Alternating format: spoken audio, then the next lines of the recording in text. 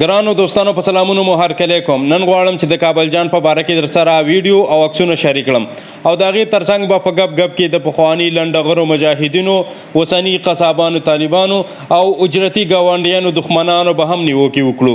تر څو ویډیو ترڅنګ به د افغانانو په ذهن سازي هم کار وکړو.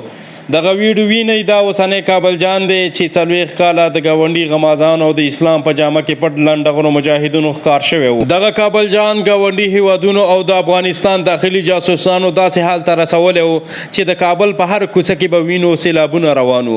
هر کور نه به د باروتو د لوګو دودونه روان و. ټول کورونه داسې سوري سوري شوي و لکه غلبیل. کابل د کربلا میدان او په قبرستان بدل شوی و. دغه چا فکر هم نه کو چې کابل به یو ځل بیا د آبادۍ او پرمختګ په لور ګام واخلي او د سولې او امن نغمې به پکې وغږول شي.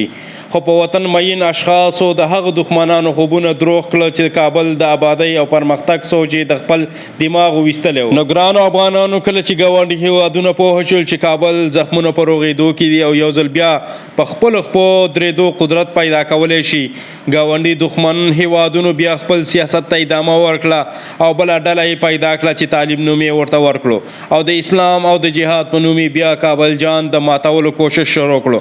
خو کابل جان په خوا د یو غټ تجربې څخه وتلی و، نو د ګاونډي سیاست یې په شا وتنبولو او خپل مخکې تللو ته ادامه ورکړه او د جنګونو ترڅنګ یې دومره پرمختګ وکړو چې خارجیان یې هم حیران کړه چې یو جنګ ځپلی کابل به دومره زر د آبادۍ په لور قدم واخلي. نو دوستانو، نه غواړم چې په دغه ویډیو کې نورې خبرې وکړم. ویډیو تر پایه وګورئ. که ویډیو م خوښه شوي وي ضرور یې در سره شیر کړئ او زموږ د یوټیوب چینل سبسکرایب او فیسبوک پاڼه لایک کړئ. ډیره مننه. خوشحاله او آباد او سربلند اوسئ.